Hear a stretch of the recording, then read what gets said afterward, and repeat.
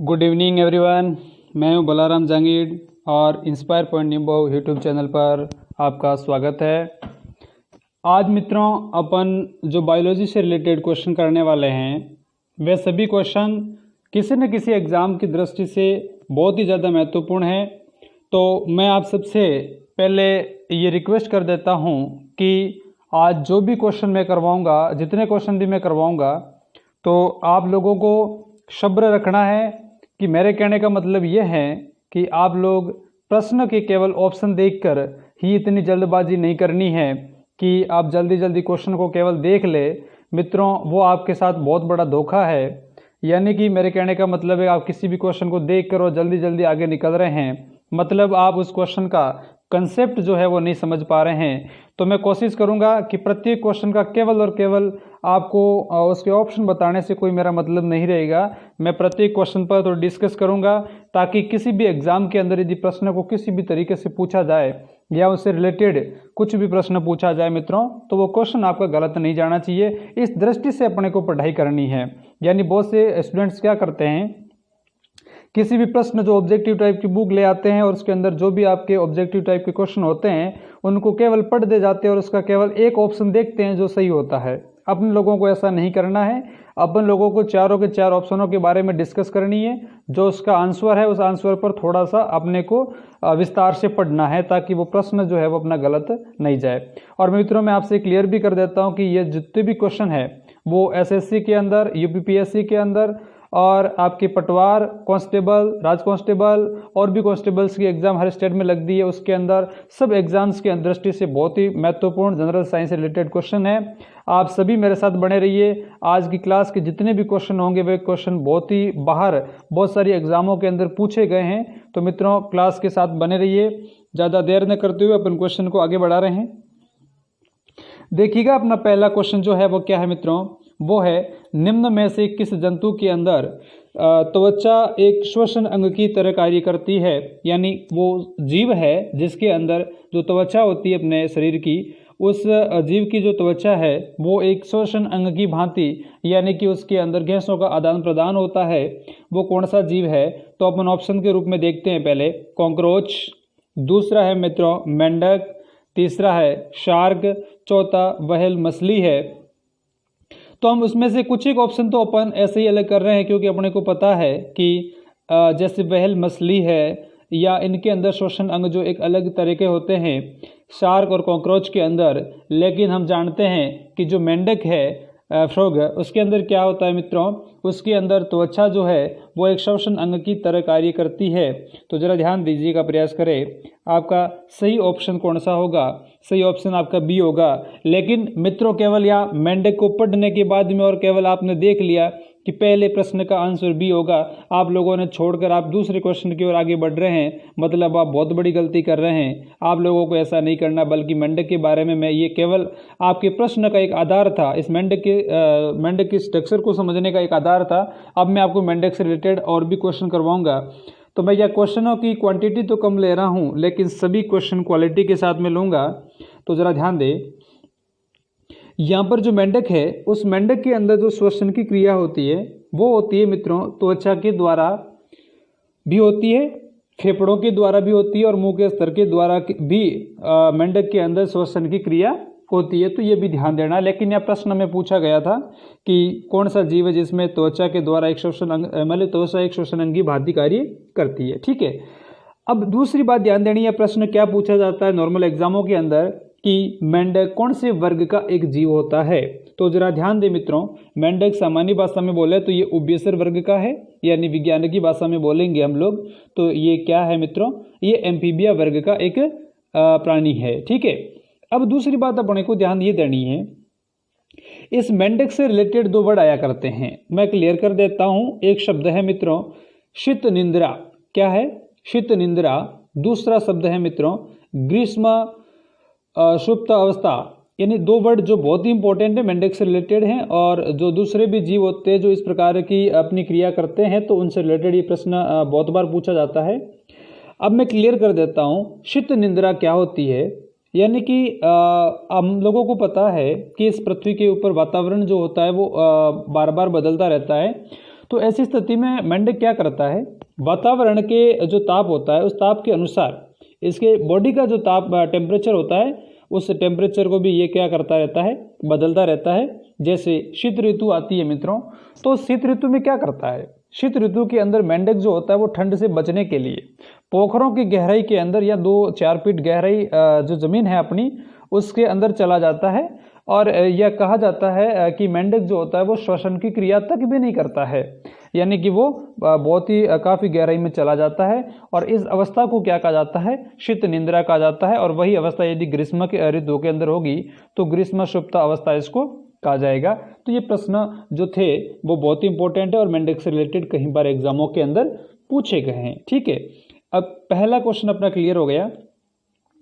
अभी अपन बात कर रहे हैं मित्रों सेकंड क्वेश्चन पर, बहुत ही इंपॉर्टेंट क्वेश्चन है, जरा ध्यान देने का प्रयास करें।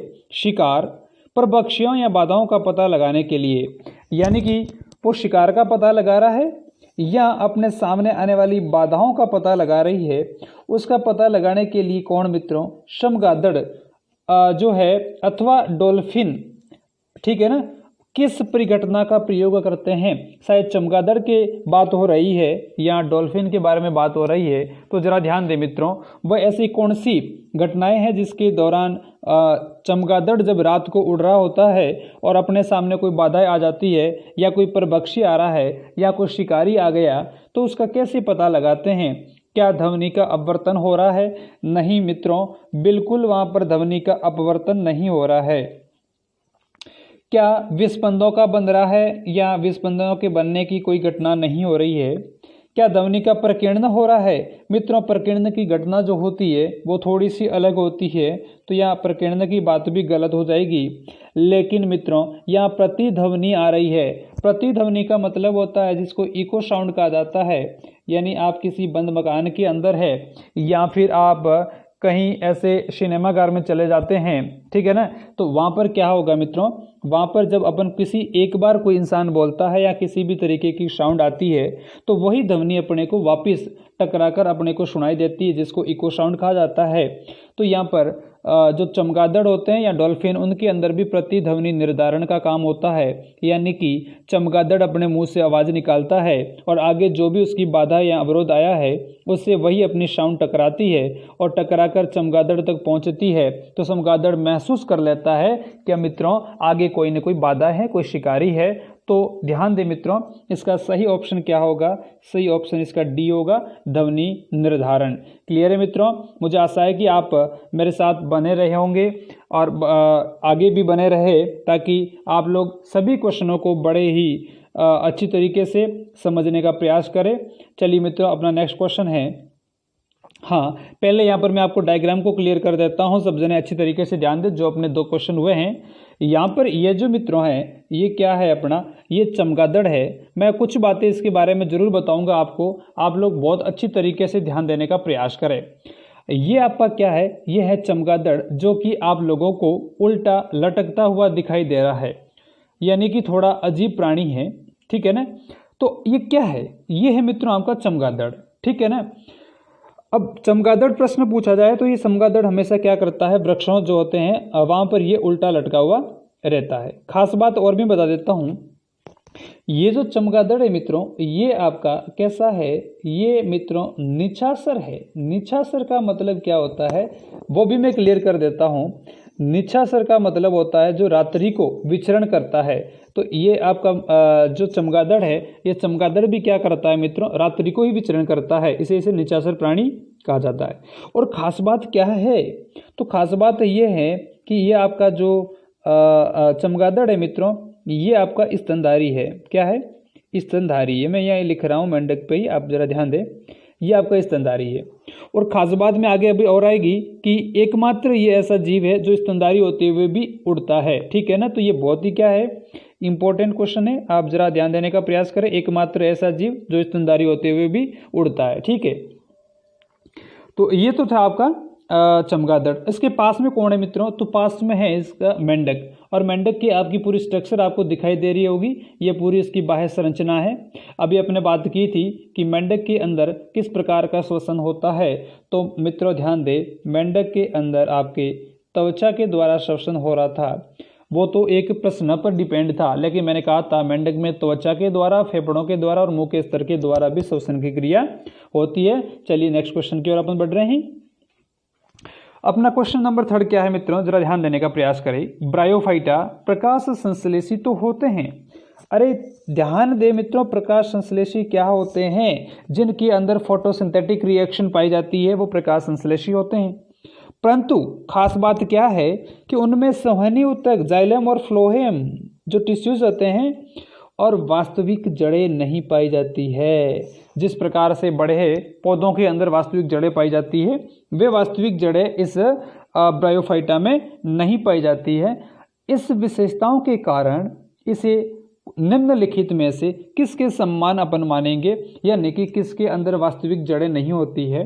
और खास बात क्या दूसरी कि उसमें फोटोसिंथेटिक रिएक्शन भी होती है। तो जरा ध्यान दें मित्रों, फफूंद नहीं, बिल्कुल नहीं है फफूंद मित्रों, फफूंद का ऑप्शन गलत है। टेरिडोफाइटा का, हाँ बिल्कुल टेरिडोफाइटा का भी नहीं है, क्योंकि इसके अंदर ये सारी जो बातें प्रश्न में पूछी गई हैं यह यहाँ पर प्रभावी नहीं होती है। एंजियोस्पर्म, एंजियोस्पर्म बिल्कुल नहीं है, यहाँ बातें हो रही है वास्तविक जड़ें नहीं होती है, तो ये ऑप्शन आपका नहीं हो सकता है। लेकिन अभी बात करेंगे अपन शैवाल के बारे में, तो वैसे देखा जाए तो शैवाल अपना सही आंसर है। क्यों है मित्रों, मैं बता देता हूँ।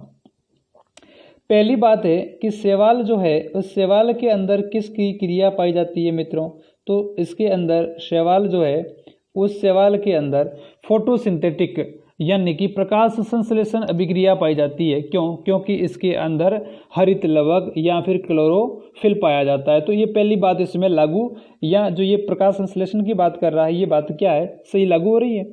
और वास्तविक जड़ें नहीं होती है, बिल्कुल शैवाल के अंदर वास्तविक जड़ें नहीं होती है। इसमें कोई पौधों के समान जड़ें नहीं होती है और नहीं कोई तना और पत्तियां पाई जाती है। लेकिन ध्यान दें मित्रों, ये शैवाल आपका कैसा है, तो शैवाल आपका एक स्वपोषी जीव है। स्वपोषी मैंने क्यों बोला मित्रों, स्वपोषी का मतलब ये हुआ कि ये अपना भोजन स्वयं बनाता है फोटोसिंथेटिक रिएक्शन के ड्यूरिंग। क्लियर है मित्रों। तीसरा क्वेश्चन, अपन 4th क्वेश्चन की ओर आगे बढ़ रहे हैं। प्रश्न क्या है, प्रश्न है अपना कि प्लाज्मोडियम एक परजीवी का वाहक है। सॉरी, प्लाज्मोडियम प्लाज्मोडियम जो है कारक, इसका वाहक कौन है, यानी कि इसको एक स्थान से दूसरे स्थान पर ले कौन जाता है, तो क्या कीट ले जाता है? नहीं मित्रों। मक्खी? नहीं। मच्छर? हाँ हो सकता है। जू या जूहे जो होते हैं, जू जो होती है वो बिल्कुल नहीं ले जाती है। किसको मित्रों? प्लाज्मोडियम को। तो इसका सही ऑप्शन क्या है मित्रों? मच्छर है। क्या है? मच्छर है। अब मैं बात करता हूँ कि इस प्लाज्मोडियम की वजह से मानव में कौन सा रोग फैलता है, तो जरा ध्यान देने का प्रयास करें। प्लाज्मोडियम की वजह से मानव के अंदर जो रोग फैलता है वो रोग कौन सा है मित्रों? मलेरिया रोग है। कौन सा रोग है? मलेरिया। अब प्रश्न क्या पूछा जाता है, मलेरिया रोग के रोग कारक का नाम बताइएगा। तो मलेरिया रोग के रोग कारक का नाम प्लाज्मोडियम है। प्लाज्मोडियम का रोग वाहक कौन है? तो मच्छर है, मादा एनाफिलिस मच्छर है। तो ये दोनों इधर से उधर प्रश्न पूछे जाते हैं, कन्फ्यूजिंग होने की कोई ज़रूरत नहीं है। अपन क्वेश्चन आगे की ओर बढ़ रहे हैं। इससे पहले आपको बहुत ही कुछ भयानक और डरावने एक चित्र नज़र आ रहा है। ये जो मित्रों नज़र आ रहा है ये कौन है? ये है आपका किंग कोबरा। कौन है? किंग कोबरा है। कौन है मित्रों? किंग कोबरा, जो जहरीला सांप होता है। मैं उसके बारे में सारी बातें आगे बताऊंगा आपको। और ये है आपका प्लाज्मोडियम। ठीक है, प्लाज्मोडियम जो है उसके बारे में मैंने बात कर ली। अभी मैं किंग कोबरा के बारे में बात करूंगा। इससे पहले आप डायग्राम को अच्छी तरीके से देख ले, ये किंग कोबरा है। चलिए नेक्स्ट अपन बात कर रहे हैं। ये प्रश्न जो मित्रों हैं, ये प्रश्न IAS यानी कि इंडिया की सबसे टफेस्ट एग्जाम IAS के अंदर ये प्रश्न 2009 में प्री एग्जाम में पूछा गया था। प्रश्न को बहुत ही बारीकी से समझने का प्रयास करें, ऐसे प्रश्न बहुत इंपॉर्टेंट होते हैं। प्रश्न है किंग कोबरा। क्या प्रश्न है? किंग कोबरा एकमात्र ऐसा सांप है, एकमात्र ऐसा सांप है जो अपना घोंसला बनाता है। क्या करता है मित्रों? King cobra. ये प्रश्न सीधा भी पूछा जा सकता है, ऐसा कौन सा सांप है जो अपना घोंसला बनाता है? तो मित्रों उत्तर क्या होगा? उत्तर होगा आपका किंग कोबरा। अब प्रश्न कह रहा है कि किंग कोबरा एकमात्र ऐसा सांप है जो अपना घोंसला बनाता है। वह अपना घोंसला क्यों बनाता है, कारण क्या है? मित्रों जल्दबाजी बिल्कुल नहीं करिएगा, प्रश्न का पूरे के पूरे जो कथन है उनको सही ढंग से पढ़ने का प्रयास करें। ये सर्पभक्षी है। क्या है? सांपों को भक्षण करता है और उसका घोंसला दूसरे सांपों को या सर्पों को आकर्षित करने के लिए सहायक बनता है। क्या ये जो अपने घोंसले बनाते हैं दूसरे सांपों को अपनी ओर अट्रैक्ट करने के लिए बनाता है क्या? तो ध्यान दें मित्रों, हाँ बिल्कुल नहीं, उसका कोई उद्देश्य नहीं कि सांपों को उस घोंसले की ओर आकर्षित करे। ठीक है। दूसरा, ये सजीव प्रजनक सर्प है और इसे अपनी संतान को जन्म देने के लिए घोंसले की आवश्यकता होती है। हाँ बिल्कुल, इसमें भी अपन इसको सही नहीं मान सकते हैं। चलो फिर भी इसके बाद की बात करते हैं। इससे पहले अपन बात कर देंगे, किसकी बात करेंगे मित्रों? ऑप्शन नंबर सी की। ये अंड प्रजक है, ये अंड प्रजक है जो घोंसलों में अंडे देता है। अंडे कहाँ देता है? अपना घोंसलों में देता है। और अंडों से बच्चे निकलने तक वह खुद क्या करता है? अपने घोंसले की पहरेदारी करता है। तो मित्रों ध्यान दें, हमें पता है कि किंग कोबरा सांप जो है वो चलिए पहले अपन चौथे ऑप्शन की भी बात कर लेते हैं। चौथा ऑप्शन क्या है मित्रों? ये एक विशाल बहुत बड़ा अनियततापी प्राणी है जिसे सर्दी के मौसम में शीत निष्क्रियता के लिए घोंसले बनाने की जरूरत होती है। मित्रों बिल्कुल भी नहीं, इसे शीत ऋतु में बचने के लिए घोंसले मतलब शीत निष्क्रियता के लिए घोंसले नहीं बनाता है। इसका मतलब ऑप्शन डी आपका गलत है। और जो ऑप्शन आपका बी है मित्रों, ये इसमें बी में पहले ही बात लिख दी कि ये एक सजीव प्रजक है, तो ये सजीव प्रजक नहीं है, यानी बच्चे को जन्म नहीं देता है। तो इसका ऑप्शन ए बी भी गलत हो गया, डी भी गलत हो गया, और इसका ऑप्शन सही कौन सा हो गया? इसका ऑप्शन जो है वो सी आपका क्या हो गया मित्रों? सही हो गया। अब मैं किंग कोबरा के बारे में कुछ महत्वपूर्ण बातें आपसे शेयर करना चाहता हूँ। आप सभी दोस्त मेरे साथ बने रहिएगा। यानी कि इस किंग कोबरा जो सांप है आपका, इसे क्या कहा जाता है मित्रों? इसे नागराज कहा जाता है। याद रखना, नागराज के नाम से किसको जाना जाता है मित्रों? तो नागराज आपका किंग कोबरा है। दूसरी खास बात इससे रिलेटेड क्या है कि संसार का सबसे लंबा और विषधारी सांप है। यानी संसार का सबसे लंबा और विषधारी सांप कौन सा है? तो किंग कोबरा होगा। लंबाई करीबन माने इसकी तो 5.6 मीटर इसकी लंबाई मानी जाती है मित्रों। और खास बात बहुत अच्छी तरीके से ध्यान दीजिएगा, कहा जाता है अक्सर कि भगवान शिव के जो गले में सांप होता है वो सांप कौन सा होता है मित्रों? वो होता है आपका किंग कोबरा। चलिए अपन नेक्स्ट क्वेश्चन पर चर्चा करेंगे। ये प्रश्न मुझे आशा है आपको बहुत अच्छी तरीके से समझ में आ गया होगा। चलिए अपने नेक्स्ट क्वेश्चन है वो है मित्रों, निम्नलिखित में से कौन सा सांप जहरीला नहीं है? निम्नलिखित में से कौन सा सांप जहरीला नहीं है? किंग कोबरा अभी बात की मित्रों बहुत जहरीला होता है, तो ऑप्शन आपका क्या हो गया मित्रों? ऑप्शन आपका गलत हो गया। कोरल स्नेक जहरीला है मित्रों। अजगर, हाँ इसके बारे में सोचना पड़ेगा, नाम तो बड़ा ही इसका डरावना है, लेकिन ये जहरीला है नहीं है इसके बारे में। वाइपर मित्रों जहरीला होता है, वाइपर जहरीला है, लेकिन मित्रों आपका अजगर जो है वो जहरीला नहीं है मित्रों। ध्यान देना, ये एक बड़ा ही विशालकाय सांप है जो विषहीन होता है। कैसा होता है मित्रों? विषहीन। अरे विषहीन का मतलब क्या है मित्रों? जहर नहीं होता है। वैज्ञानिक नाम मैं क्लियर कर देता हूँ, कई बार एग्जामों के अंदर पूछा है कि अजगर सांप का वैज्ञानिक नाम क्या होता है? तो अजगर सांप का वैज्ञानिक नाम होता है मित्रों पाइथन। क्या है? पाइथन। पाइथन किसका वैज्ञानिक नाम है मित्रों? तो पाइथन आपका वैज्ञानिक नाम है अजगर का। क्लियर है प्रश्न? चलिए नेक्स्ट क्वेश्चन की ओर अपन चल रहे हैं। सबसे बड़ा स्तनधारी जीव कौन सा है? सबसे बड़ा स्तनधारी जीव मित्रों, तो ध्यान दीजिएगा, व्हेल मछली है क्या? दरियाई घोड़ा है क्या? अफ्रीकी हाथी है क्या? अरे अफ्रीकी हाथी नहीं है मित्रों। ध्रुवीय बाली, अरे मित्रों ध्रुवीय बालू बहुत ही छोटा सा होता है, ये तो हो ही नहीं सकता है। सबसे बड़े स्तनधारी की बात हो रही है। क्या दरियाई घोड़ा है? बिल्कुल नहीं है। व्हेल मछली जो है वो इसका ऑप्शन सही है। हमें पता है व्हेल मछली कहा जाता है अक्सर ये 1000 हाथियों के बराबर भी होती है, तो यहाँ हाथी और घोड़े और भालू से तो कोई लेना देना ही नहीं है। इसका मतलब सही ऑप्शन क्या है मित्रों? व्हेल मछली है। मैं क्लियर कर देता हूँ कि ये समुद्र के अंदर रहने वाली सब जो है वो स्तनधारी प्राणी है और समुद्र के अंदर रहती है। दूसरी खास बात, इसे मतलब किसे? व्हेल मछली को कौन से जो आपकी गण में रखा गया है इसे, तो वो है मित्रों आपका सिटेशिया। याद रखिएगा मित्रों, जो स्क्रीन पर मैं लिख रहा हूँ आप लोग इन बातों को नोट करें, क्योंकि ये केवल प्रश्न, एक प्रश्न के साथ साथ मैं 4-4, 5-5 प्रश्न क्लियर कर रहा हूँ। यदि एग्जाम्पल के तौर पे मैं 10 प्रश्न करवा रहा हूँ, इसका मतलब आपके 50 क्वेश्चन हो रहे हैं। ये इस प्रकार का अपन टारगेट लेके चले तो व्हेल मछली का कौन सा गण है? तो सिटेशिया गण है। कौन सा गण है मित्रों? सिटेशिया। अब क्वेश्चन नंबर 8वां है अपना कि उड़ने वाला स्तनधारी कौन सा है मित्रों। उड़ने वाला स्तनधारी, अरे अभी बात की थी मैंने जब मैंने इसको डायग्राम दिखाया था, उल्टा लटकता हुआ डायग्राम, कौन था मित्रों। सीधा ही मैं कह देता हूँ, उड़ने वाला आपका चमगादड़ है। न पेलिकन उड़ता है, न जगुआर उड़ता है, न शुतुरमुर्ग उड़ता है, ठीक है ना। तो सही ऑप्शन क्या होगा मित्रों, सही ऑप्शन है आपका चमगादड़, जो उल्टा लटकता है, निशाचर प्राणी है, ठीक है ना। और खास बात इसकी क्या थी, ये एकमात्र ऐसा स्तनधारी है जो क्या करता है, उड़ता रहता है, ठीक है ना। तो ये आपके स्तनधारी से और चमगादड़ से रिलेटेड क्वेश्चन थे। अभी अपन आगे बढ़ रहे हैं। क्वेश्चन नंबर 9 अपना क्या है मित्रों, तो ध्यान दे, बहुत अच्छा और महत्वपूर्ण क्वेश्चन है। मच्छरों के कंट्रोल हेतु प्रयोग में आने वाली कीट भक्षी, कीटों का भक्षण करने वाली ऐसी कौन सी मछली है। तो ध्यान दे, एक ऐसी मछली जो किसी भी जहाँ तालाब होता है, पोखर होते हैं, वहाँ पर यदि मच्छर बहुत अधिक मात्रा में बढ़ जाते हैं तो वहाँ पर उस मछली को उतारा जाता है ताकि वे सभी मच्छरों की लार्वा जो होती है उस लार्वा को खा बैठेंगे। इसका मतलब वहाँ मच्छर नहीं पनपेंगे। तो ध्यान दे मित्रों, वो मछली कौन सी है, क्या हिल्सा है, नहीं मित्रों। लेबियो है क्या, नहीं। तो अपना सही ऑप्शन क्या है मित्रों, वो है अपना गेम्बूसिया। क्या है मित्रों, गेम्बूसिया है। ये क्या होती है, ये जीवित बच्चे को जन्म देने वाली मछली है। तो इसमें मिस्टर्स भी आंसर अपना गलत हो गया। तो गेम्बूसिया जो है, ये गेम्बूसिया मछली क्या करती है मित्रों, ये जीवित बच्चे को जन्म देती है।